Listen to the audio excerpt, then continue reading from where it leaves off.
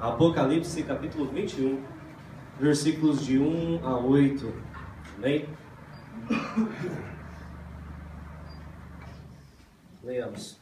Então vi um novo céu e uma nova terra, pois o primeiro céu e a primeira terra já se foram e o mar já não existe. Vi a cidade santa, a nova Jerusalém, que descia do céu, da parte de Deus, enfeitada como uma noiva preparada para o seu noivo.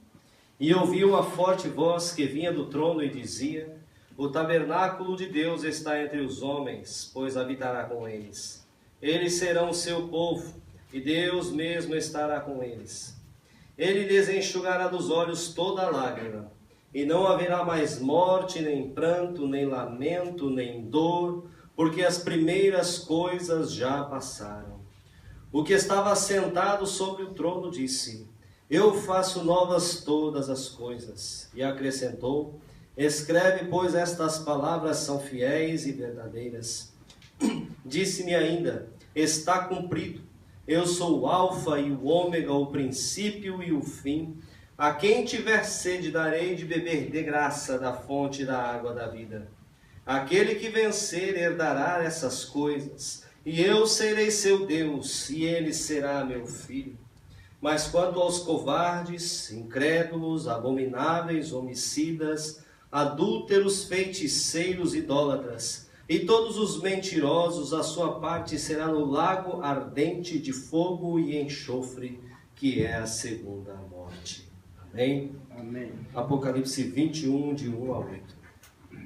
Se a nossa esperança se reduzisse somente a sermos cristãos nessa existência, nós seríamos os mais infelizes da face da terra. Porque nós viveríamos dedicadamente buscando a santificação, buscando ser fiéis a Deus em todos os mínimos detalhes da nossa existência, mas por fim não alcançaríamos nada, somente viveríamos uma vida restrita, reclusa nessa existência. Então não valeria muito a pena ser cristão se a nossa vida se resumisse a isso que os nossos olhos veem. Mas quando nós olhamos para o texto bíblico, olhamos em particular para o texto de Apocalipse, já no final, quando todas as coisas começam a se cumprir e Deus começa a descortinar o que há de acontecer para todos aqueles que creem e também aqueles que não creem, nós começamos a entender o porquê e a razão de todas as dificuldades que nós vivemos.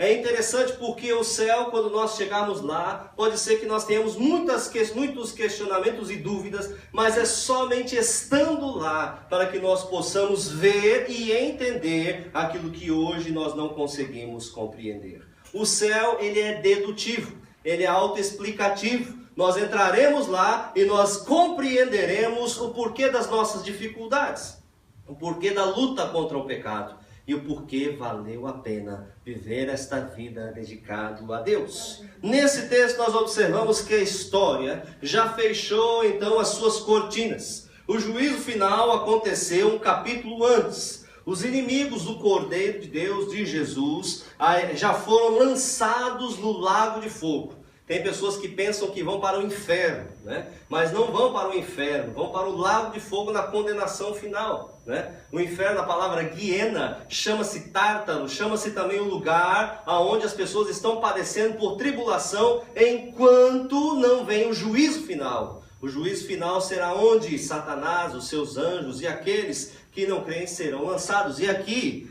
isso acontecerá após o juízo final que está descrito no capítulo 20, versículos de 11 a 15. Nós vemos que os remidos, então, logo depois desse texto, eles já estão nas festas das bodas do Cordeiro. E esse texto é a apoteose, o ponto máximo de toda a revelação de Deus. O paraíso que anteriormente estava perdido, desde o tempo de Adão e Eva, ele passa a ser revelado e o homem parece dentro dele e o reconquista porque Deus assim o dá. O homem caído então agora está glorificado. O projeto então de Deus, desde antes do início da humanidade, está completo e concluído. O tempo cósmico que nós conhecemos hoje, então, ele se converteu em eternidade. Não vai haver mais relógio. não vai haver mais contagem, nós estaremos vivendo a eternidade. A pregação sobre o céu nos traz profundas lições morais para a igreja nos dias de hoje. E Jesus, ele alerta para que nós venhamos nos preparar para entrar no seu reino. Ele mesmo nos diz que nós devemos juntar tesouros aonde?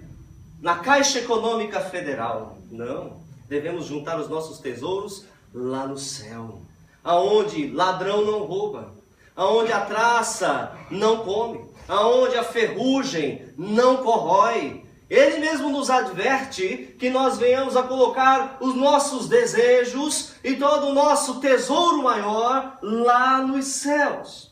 Paulo diz que nós devemos pensar no céu. Pensamos em muitos problemas, pensamos no cotidiano, pensamos na comida de amanhã, nós pensamos no dia, daqui a 1 mês, 2 meses, a casa, o trabalho, a vida profissional. Quando nós chegarmos a uma idade avançada, nós pensamos muitas coisas, mas nós nos esquecemos de pensar que existe um céu. E quando nós colocamos os nossos olhos para o futuro e pensamos no céu, a nossa perspectiva de vida, ela muda completamente. Jesus também nos ensinou a orar acerca do céu. Seja feita a tua vontade, assim na terra como no céu. E o céu, ele nos estimula também a vivermos uma vida de santificação. Por que eu vou ser santo? Porque através da santidade eu estarei me preparando para entrar na presença de Deus, porque sem santificação ninguém verá ao Senhor. O céu também nos ajuda a encontrar o sofrimento, a vencer o sofrimento, né? Nós temos as dificuldades do dia a dia, mas quando nós olhamos para o futuro, nós sabemos, o nosso fim não é neste sofrimento ou nesta luta. O céu nos ajuda a ter uma vida de renúncia, assim como aconteceu com Abraão, que renunciou à sua família, à sua casa, à sua parentela. Quando Deus falou para ele, sai da sua casa e vai para a terra que eu tenho prometido para você, uma terra onde mana leite e mel. Renuncia à tua família.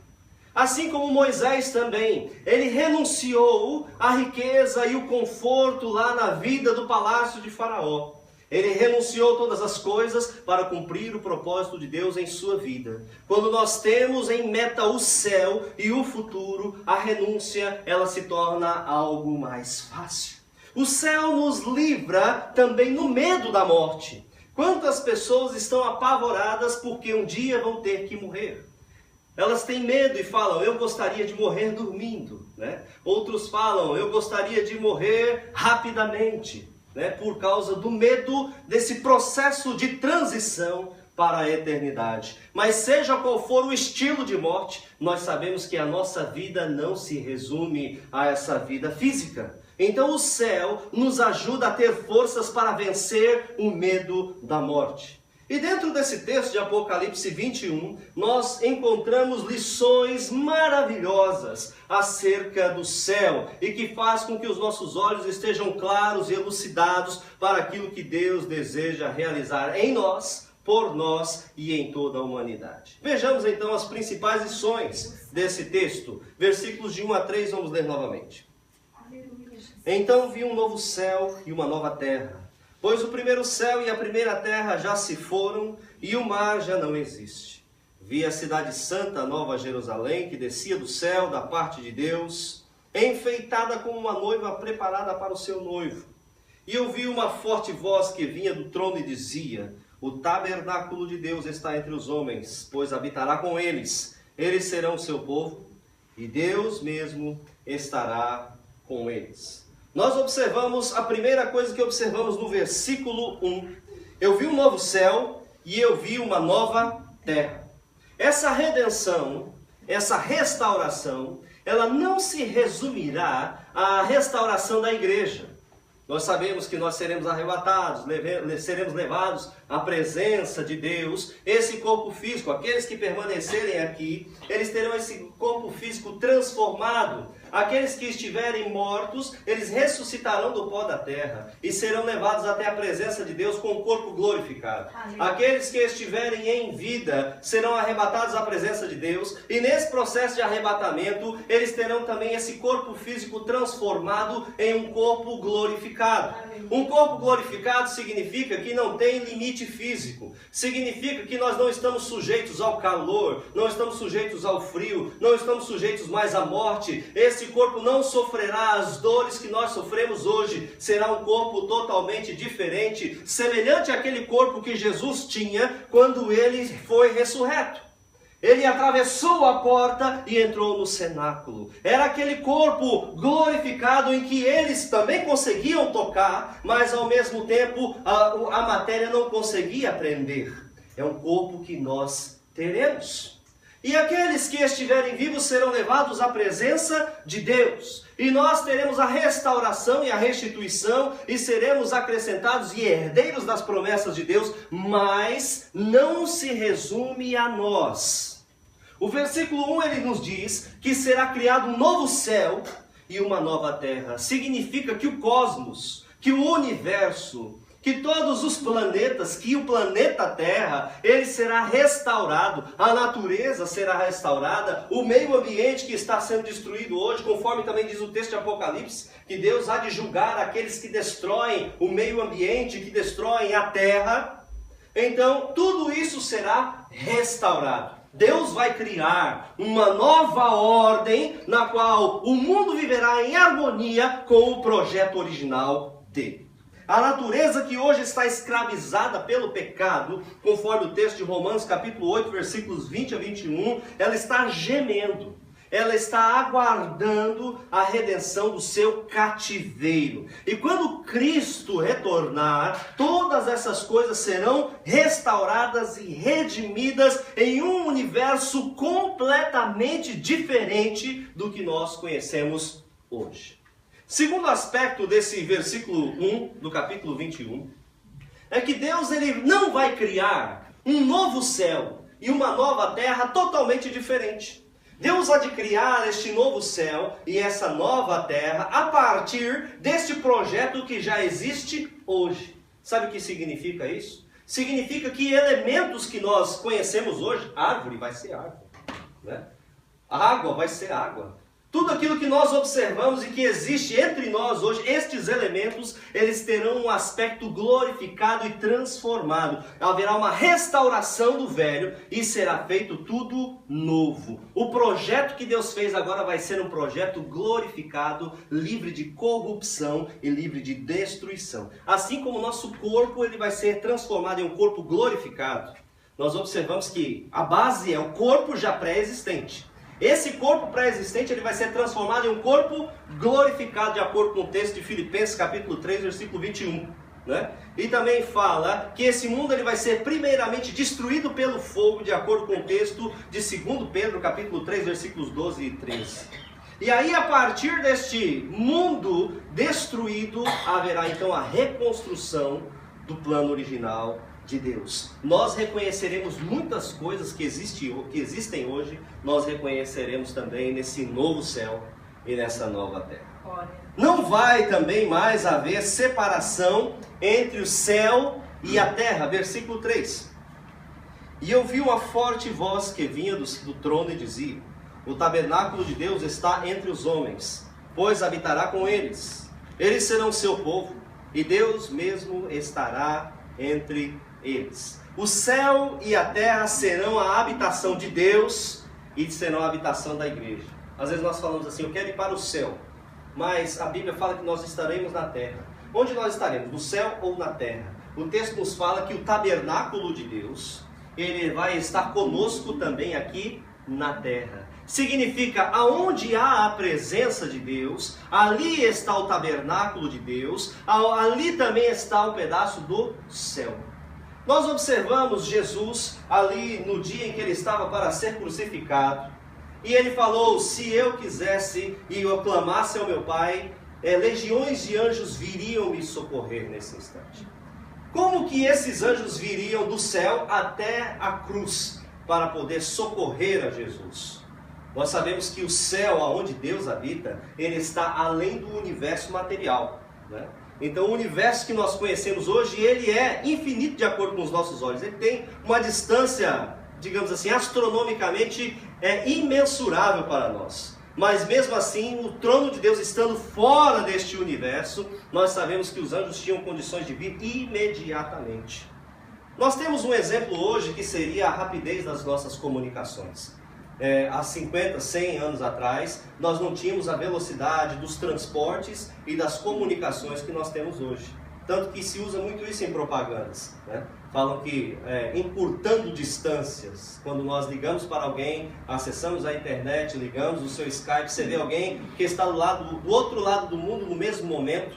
Quando pegamos um avião e passamos 24 horas e atravessamos e vamos para o outro lado do planeta, então a velocidade dos transportes e a rapidez das comunicações, elas encurtam distâncias. E é exatamente isso que há de acontecer também nesse novo céu e nessa nova terra. Essa distância física, ela vai ser quebrada. Nós vamos ter possibilidade de chegar até a presença de Deus rapidamente e nos locomovermos para a terra rapidamente. E não haverá mais essa limitação física. Então o céu e a terra serão o local da habitação dos homens e também dos anjos. Nós viveremos na presença de Deus. Este novo céu e essa nova terra será o lugar onde nós teremos livre acesso à presença de Deus. Nós iremos e entraremos e voltaremos e habitaremos em todo o universo criado por Deus. Isso é fantástico. E também no versículo 1 ele nos diz: o mar já não existe. Aí você pode pensar assim, então os oceanos vão desaparecer, né? Mas não é isso que o texto quer dizer. O texto de Apocalipse e também os textos proféticos, eles utilizam o termo mar para explicar um símbolo. O símbolo da separação. Vamos entender primeiramente que João, quando recebeu essa revelação, ele estava na ilha de Patmos.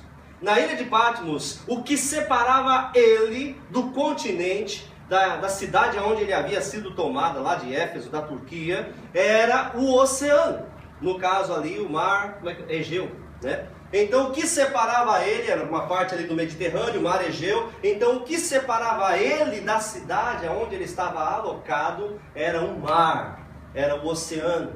Primeiro símbolo que nós temos para o mar é separação.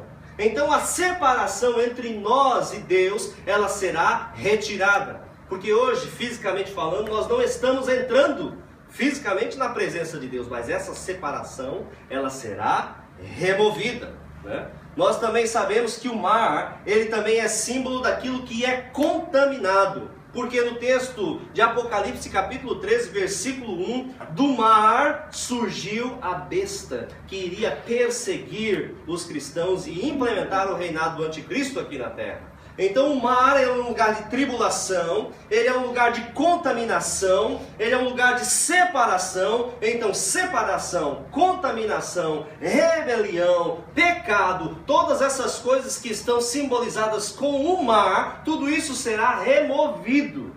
Não significa que não vai haver mais oceano. Este é o símbolo que está aqui no texto de Apocalipse. Não vai mais haver separação entre nós e Deus. Nós poderemos entrar e sair na presença de Deus, porque o pecado vai ser removido de nós. Por isso que o texto de Hebreus ele nos diz que sem santidade é impossível ver a Deus. Sem o nosso corpo ter sido glorificado, totalmente transformado e recuperado e restaurado, nós não temos condições de entrar na presença de Deus. Por isso Isaías, ele clamou e disse: eu não posso entrar na presença do Senhor, eu vou morrer. Porque ele tinha consciência que o pecado que habita no corpo iria fazer com que ele fosse fulminado naquele mesmo momento. Mas será removido de nós a mancha do pecado. E nós poderemos entrar na presença de Deus. Não vai haver mais separação. Assim como nós somos conhecidos, nós o conheceremos. E essa cortina será aberta e nós entraremos na presença do Pai. Aleluia, Jesus. Segundo aspecto que eu gostaria de tratar é quem não vai entrar no novo céu e na nova terra. Versículo 8, vamos ler juntos. Mas quanto aos covardes, incrédulos, abomináveis, homicidas, adúlteros, feiticeiros, idólatras e todos os mentirosos, a sua parte será no lago ardente de fogo e enxofre, que é a segunda morte. Essa doutrina ela também é importante para que nós saibamos que existe um céu, mas também existe um lugar de condenação. E a nossa decisão hoje é uma decisão de vida ou morte. É uma decisão entre céu e inferno. É uma decisão entre desejos e satisfação e alegria eterna e sofrimento eterno. O tempo para nós é agora. E nós não podemos deixar escapar esta oportunidade. Aleluia. Quem não entrará neste novo céu e nesta nova terra? Primeira categoria de pessoas que não entrarão no novo céu e na nova terra são aqueles que são indiferentes ao Evangelho. Aqueles que são indiferentes ao Evangelho. Vejamos aqui. O texto ele fala aqui, aqueles que são covardes. Covardia, nesse texto, ele significa indecisão. Aqueles que temem o perigo e fogem das consequências de confessar a Jesus. Eu sei que Jesus é Deus, mas eu não quero assumir um compromisso com Jesus. O texto ele significa essa indecisão, a covardia. A covardia, muito embora sejam convencidos da verdade, mas preferem não se comprometer com a verdade. Isso que o texto nos diz acerca da covardia. Tem medo de perder os prazeres do mundo. Tem medo de serem perseguidos por causa do nome de Jesus. E também não tem coragem de assumir que são de Cristo Jesus. Os incrédulos, uma outra categoria de pessoas que são indiferentes ao Evangelho, são aqueles que creem na existência de Deus, mas buscam um outro caminho para a salvação, em uma outra religião, em uma outra crença, de acordo com seus próprios desejos e pensamentos, e rejeitam a oferta gratuita de Cristo Jesus para a sua entrada no céu, por meio do seu sacrifício substitutivo na cruz do Calvário.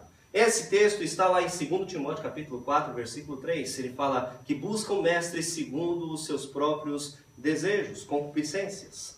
Outra categoria de pessoas que não entrará no novo céu e na nova terra, no versículo 8, na parte B, na continuação, são aqueles que são moralmente corrompidos. Como diz aqui o texto, abomináveis. Esse texto, abomináveis, essa palavra, significa aqueles que atentam contra a boa moral. São aqueles que perderam o pudor e que se entregam abertamente ao pecado e aos vícios.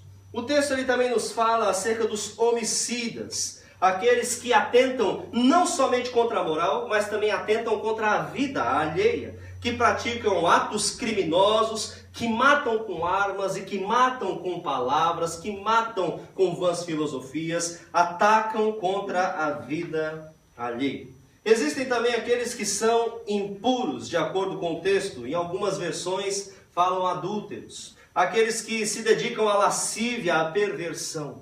Estas pessoas não entrarão no reino de Deus. Uma terceira categoria de pessoas, na continuação, são aqueles que são religiosamente desviados, corrompidos. O texto ele nos diz acerca dos feiticeiros. A feitiçaria, essa palavra é muito interessante, está ligada ao termo farmaqueia. A farmaqueia, nós conhecemos isso no nosso português como farmácia, significa química. São aqueles que são dirigidos, que estão envolvidos com vícios, com drogas, com alcoolismo, E também são outros que buscam outras religiões, como o zoroastrismo, que buscam a astrologia. E também diz o texto acerca dos idólatras. A idolatria é aquilo que substitui a Deus. Adoram ou pessoas ou adoram objetos e colocam outras coisas no lugar de Deus e veneram, e se prostram, e servem, e dedicam o seu tempo, a sua vida e os seus recursos a essa adoração. E por último, vão ficar de fora aqueles que mentem. O que diz o texto? E todos os mentirosos. O que significa isso? São aqueles que não são confiáveis em suas palavras. Aqueles que falam e não cumprem. falam uma coisa e fazem outra, aqueles que nós não podemos confiar. A mentira, ela procede do maligno, e Deus colocará de fora todos aqueles que seguem e amam a mentira. Agora, o que não haverá no novo céu e na nova terra? Versículo 4, capítulo 21, vamos ler. Ele lhes enxugará dos olhos toda a lágrima, e não haverá mais morte, nem pranto, nem lamento, nem dor, porque as primeiras coisas já passaram. O que não haverá nesse novo céu e nessa nova terra? Primeira coisa que não haverá será a dor, né? A dor, ela é a consequência do pecado. Que tipo de dor? Dor física, dor moral, dor emocional, dor espiritual. Essas dores, elas não entrarão no céu. Nós não saberemos mais, não experimentaremos mais nenhum tipo de dor. Aleluia. Não haverá também mais sofrimento, porque não haverá mais enfermidades, não haverá mais deficiência física, não vai haver mais cansaço, nós correremos e não nos fatigaremos, não vai haver fadiga, não vai haver o tédio, não vai haver a depressão, não vai haver traição, não vai haver decepção, não vai haver dor de nenhuma espécie. O céu, ele é céu por aquilo que não vai haver dentro dele, né? Nós sabemos que existem muitas coisas ruins em nosso mundo e essas coisas ruins não estarão presentes nesse novo céu e nessa nova terra. As primeiras coisas já passaram. Tudo será feito novo. Aquilo que nos feriu, aquilo que nos machucou, não entrará no céu. Segunda coisa que não entrará no céu, de acordo com o texto, serão as lágrimas. Não haverá choro nas ruas da Nova Jerusalém. Este mundo, agora que nós vivemos, ele é um vale de lágrimas. Nós choramos, nós sofremos, muitas vezes dormimos chorando, acordamos chorando, mas no novo céu e na nova terra nós não choraremos mais. Hoje nós podemos chorar por nossos familiares, nós choramos por filhos, choramos por marido, por esposa, choramos por muitas situações difíceis, por nossa igreja, por nossa nação, nós choramos pelo governo, nós choramos pelas injustiças sociais, nós choramos por aqueles que não foram alcançados pelo Evangelho, nós choramos por aqueles que se perdem, que estão destruindo suas vidas, mas lá nós não choraremos mais. Ele enxugará do nosso rosto toda a lágrima. E quando nós observamos o texto, nós vemos que quem toma a atitude de enxugar a lágrima é o próprio Deus. Nós podemos ficar tristes hoje e pedir: Deus, enxuga a minha lágrima, né? Mas esse não é o tempo ainda. E vai chegar um tempo em que Ele nos receberá na sua presença e Ele mesmo tomará a atitude de enxugar as nossas lágrimas. Não entrará lágrima no novo céu e na nova terra.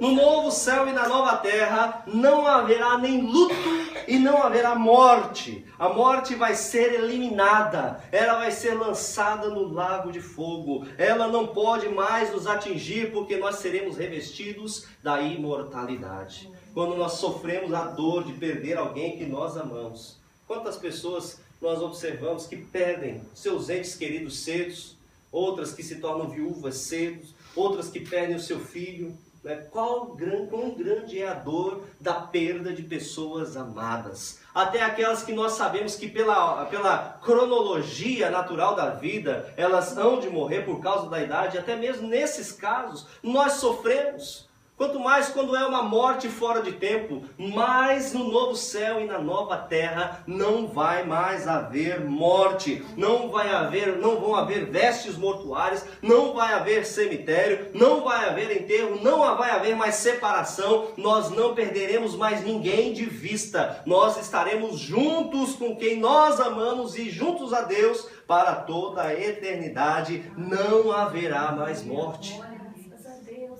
Quem vai estar no novo céu e na nova terra? Vamos ver lá o capítulo 21, versículo 2. Enfeitada como uma noiva preparada para o seu noivo. Quem vai estar nesse novo céu e nessa nova terra? Primeiramente, o texto nos diz que é a Nova Jerusalém, a noiva enfeitada, adornada para o seu esposo. Quem é a igreja, né? Quem estará? Quem é a noiva? É a igreja glorificada, composta dos seus membros de todos os tempos, de todas as épocas, de todas as eras, de todos os países, de todas as etnias, de todas as denominações evangélicas. Nós encontraremos pessoas diversas, que você conheceu em determinados momentos da sua caminhada, da sua trajetória cristã, e talvez outras que você tenha conhecido e depois não tenha visto mais e encontrado, mas através da salvação nós encontraremos essas pessoas ali, porque será a noiva de Cristo. Quem é a noiva de Cristo? A noiva de Cristo é a igreja, que é glorificada e que é composta de todos aqueles que foram remidos por Deus. E eles entrarão na cidade santa, eles se apropriarão da promessa de Deus, se apropriarão da herança que Deus tem para nós. E essa noiva, como diz o próprio texto, ela está sendo adornada, ela foi enfeitada, ela foi preparada por Deus. O próprio noivo preparou a sua noiva para recebê-la lá nos céus. Nós não vamos entrar de mãos vazias. Deus vai nos revestir de glória. Todo o nosso sofrimento, toda a nossa dor, todo o nosso aspecto deste mundo decaído, ele será transformado e nós entraremos adornados diante da presença de Deus. Isso será maravilhoso. Maravilhoso. A Nova Jerusalém, a noiva adornada para o seu esposo, entrará gloriosa diante da presença do trono de Deus. Essa cidade, irmãos, ela, de acordo com o texto, ela desce dos céus para os homens, né? É uma cidade que vem dos céus, versículo 2, a Nova Jerusalém que descia do céu.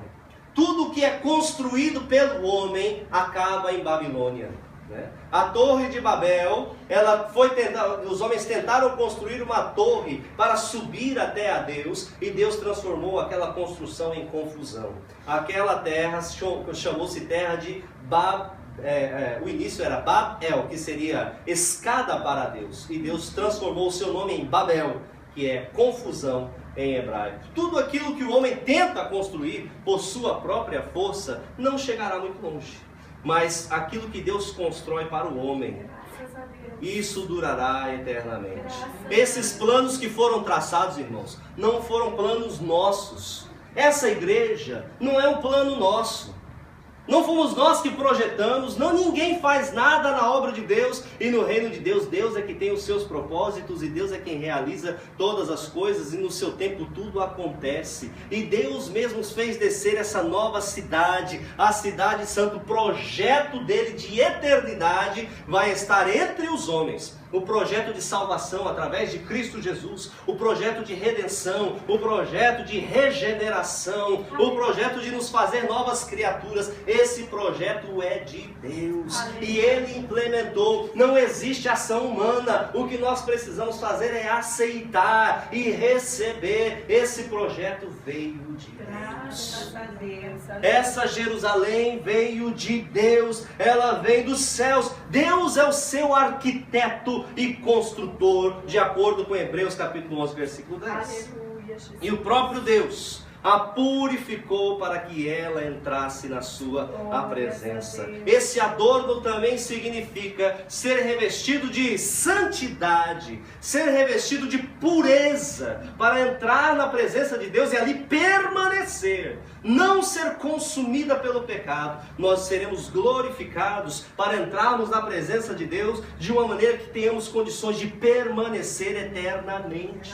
Esse adorno, irmãos, esse revestimento é um revestimento de incorruptibilidade. Ele nos fará ser santos e aceitáveis e puros, e não haverá em nós nenhuma mácula. Tudo aquilo que hoje você olha para você e não gosta, olhamos para o Senhor e vemos quem Ele é, e olhamos para a nossa pequenez, olhamos para o espelho e falamos: miserável homem que sou, o bem que eu quero fazer eu não faço, mas o mal que eu não quero fazer, esse eu faço. Miserável homem que sou, esse homem vai acabar. Né? Essa luta vai acabar. Graças a Deus. Nós não sofreremos mais com a luta contra o pecado, porque naturalmente nós faremos a vontade de Deus. Não teremos mais natureza de pecadores, nós teremos natureza de pessoas santas, puras, e não teremos mais tendências pecaminosas, não teremos mais a dor da luta contra o pecado. Graças a Deus. Esse adorno é o adorno que Deus nos dará.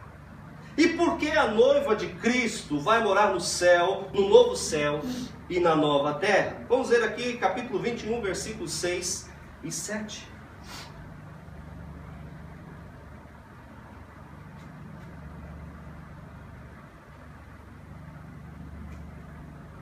Disse-me ainda: está cumprido. Eu sou o Alfa e o Ômega, o princípio e o fim. A quem tiver sede darei de beber de graça da fonte da água da vida. Aquele que vencer herdará essas coisas, e eu serei seu Deus, e ele será o meu filho. Por que que a noiva de Cristo vai morar no novo céu e na nova terra? A igreja, a noiva, vai estar no novo céu e na nova terra, porque Deus já completou a obra de redenção. Porque Cristo completou esta obra. O texto ele está falando aqui: está cumprido, versículo 6. Já está feito, está concluído. Foram 3 vezes que Jesus utilizou esse termo durante todo o Novo Testamento. Primeira vez que foi utilizado esse termo, já está cumprido, foi quando ele pagou o preço na cruz. Está consumado, está cumprido. Segunda vez, lá no texto de Apocalipse capítulo 16, versículo 17, quando acontece o último flagelo da última trombeta, do último momento do juízo de Deus, quando vai ter o último momento de juízo para os homens pecadores, então o Senhor fala: está cumprido, acabou agora. O sofrimento é até aqui. E agora nós encontramos um último limiar, que fala: está cumprido todas as coisas. Agora o reino está entregue para Deus. Agora os santos viverão eternamente. Agora o novo céu e a nova terra vão entrar em cena. E tudo vai ser feito novo. Agora é o momento. Está consumado. Por que que a noiva de Cristo vai morar no novo céu e na nova terra? Porque Cristo completou a sua obra. Não fomos nós, Jesus completou a obra. E também o texto de 1 Coríntios capítulo 15, versículo 24 nos fala que Jesus, ao final de todas as coisas, entregaria tudo diante do Pai. E o texto também de Apocalipse 21, 6 fala acerca desse fim. Este é o momento em que Jesus está entregando todo o poder e toda a honra e toda a glória, e se prostrando diante de Deus Pai e rendendo a Ele todo o poder e todo o domínio e toda a exaltação. Este é o novo momento, o último momento em que Ele diz: está consumado. Tudo está feito. Tudo provém de Deus. Não há ação humana, há ação de Deus. Nós trabalhamos para cooperar com esta obra, mas é Deus quem realiza. Nós entraremos no céu porque Jesus realizou a nossa obra de redenção. A igreja e a noiva vai estar no novo céu e na nova terra por causa da graça de Deus. Versículo 6, o que nos diz? A quem tiver sede, darei de beber de graça da fonte da água da vida. Será de graça. Só que aquele que quiser beber, receberá de graça. Qual é a condição para receber esta água de graça? O texto nos diz que a condição é aquele que quiser, aquele que desejar, Aquele que estiver sedento pela água de Deus, aquele que quiser entrar no céu, aquele que quiser estar na presença de Deus, ainda em vida, se preparando, eu quero o céu, eu quero a salvação, eu quero a vida eterna, eu quero estar na presença de Deus, eu quero ser melhor, eu quero ser redimido, restaurado, eu quero Deus. Esses que quiserem, eles serão saciados. É a condição. E qual é o preço? Porque muitas vezes eu falo, eu quero um carro novo, mas o preço é muito alto e eu não posso pagar. Mas o texto nos fala, a condição é querer, o preço é de graça. Então a única condição é querer. Nesta vida, eu quero. E ele vai falar, você quer? Então eu te dou. O preço eu já paguei. É de graça. Todos os que têm sede podem se saciar. Todos os que batem, a porta se abre. Todos os que buscam, encontram e acham. A condição é ter sede de Deus e desejo de procurá-lo enquanto se pode achá-lo. Todos os que vêm a Cristo, Jesus o acolhe. Não por causa dos seus méritos, não por suas obras, mas por sua graça. Ele nos recebe e nos aceita como seus filhos por sua graça. É de graça. Por que nós vamos estar no novo céu e na nova terra? Capítulo 21, versículo 7 nos diz: aquele que vencer herdará essas coisas. Outra condição nós encontramos aqui: é preciso vencer. A noiva entrará no novo céu e na nova terra porque venceu. Venceu. Vai estar no novo céu e na nova terra todo aquele que vencer. Todo crente deve lutar diariamente contra o pecado. Deve lutar diariamente contra o diabo. Deve lutar diariamente contra a própria carne, contra o mundo. Nós precisamos vencer, porque só os que vencerem herdarão. É preciso vencer. O vencedor é o que crê que essas promessas são verdadeiras. O vencedor é aquele que persevera em fazer o bem. O vencedor é aquele que põe a mão no arado e não olha para trás, mas permanece andando com o Senhor. O que vencer receberá todas estas coisas. Aquele que não olhar para trás é o que vencerá e receberá e herdará a sua salvação e a vida eterna. Porque o novo céu e a nova terra serão lugares de bem-aventurança. Último tópico dessa mensagem. Capítulo 21, versículo 2. Por que o céu e a terra será tão bom assim? Vamos ler o versículo 2. Vi a cidade santa, a nova Jerusalém, que descia do céu da parte de Deus, enfeitada como uma noiva preparada para o seu noivo. Primeiramente, o céu, esse novo céu e essa nova terra, será um lugar de eterna festa. Será um lugar de eterna alegria. Nós observamos este encontro do noivo com a noiva. E eles permanecerão juntos para sempre em um relacionamento harmonioso e perfeito. Este encontro se transformará em um relacionamento eterno e perfeito de acordo com o plano e projeto de Deus. Aleluia. O nosso relacionamento individual e o nosso relacionamento como igreja e Deus será perfeito e aperfeiçoado. Hoje nós já temos, mas será exponencialmente aperfeiçoado porque nós estaremos na presença do próprio Pai. Aleluia. Glorificados. Nós então experimentaremos uma plenitude relacional com Deus. Hoje nós sentimos por vezes o enchimento e a glória da presença de Deus. Andamos com Deus todos os dias, mas não é uma fração do que nós sentiremos e do que nós experimentaremos quando nós estivermos nos relacionando diretamente com Deus. O novo céu e a nova terra serão um lugar de bem-aventurança, porque será um lugar de eterna alegria em um relacionamento perfeito com Deus.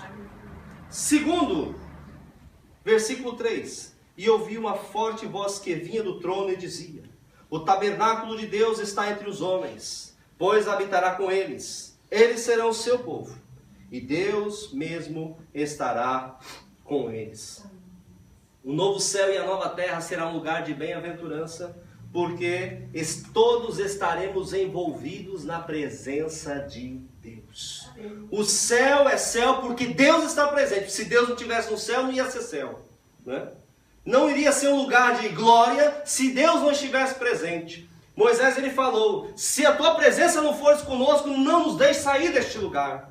Nós precisamos da presença de Deus, e lá nós teremos, nesse novo momento da história, nós teremos a plenitude da presença de Deus. Nós veremos que o véu do templo rasgou. Deus não habita mais no templo. Deus não habita mais no templo que talvez seja reconstruído lá em Jerusalém.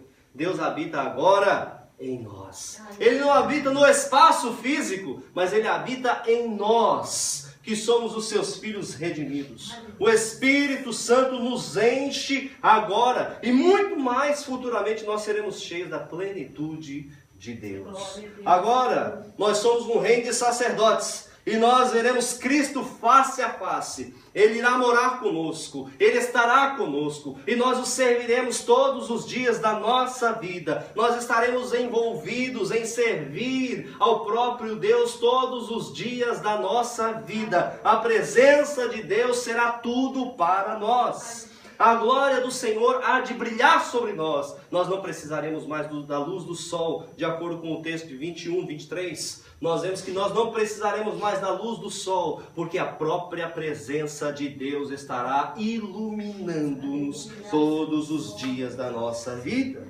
Porque o novo céu e a nova terra? No novo céu e na nova terra nós teremos uma profunda comunhão com Deus. Deus habitará com eles, de acordo com o diz o texto.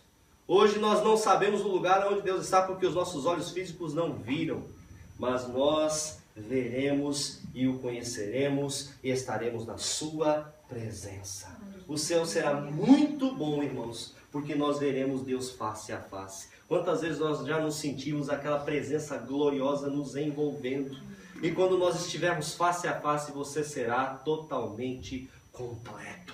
E é isso que nós experimentaremos. Não existe nada maior do que isso. Ele estará conosco. Todas as diferenças étnicas, a diferença entre o povo de Israel e os gentios serão quebradas, né? As diferenças denominacionais serão quebradas. As diferenças sociais serão quebradas. As diferenças de tempo serão quebradas. Todos nós que fomos fiéis e guardamos a palavra de Deus e vencemos este mundo, nós estaremos juntos e viveremos eternamente com Ele. O céu será muito bom porque nós desfrutaremos plenamente da nossa vida de filhos, né? O texto do versículo 7, o que ele nos diz? Aquele que vencer herdará essas coisas. Eu serei seu Deus e ele será o meu filho. Pela primeira vez na história você saberá o que é ser filho de verdade. Oh, coisa maravilhosa! Nós saberemos o que é ser filho. E outra, nós teremos uma herança e veremos o nosso pai vivo. Porque a herança hoje, é necessário que os nossos genitores, as pessoas morram para que nós recebamos essa herança.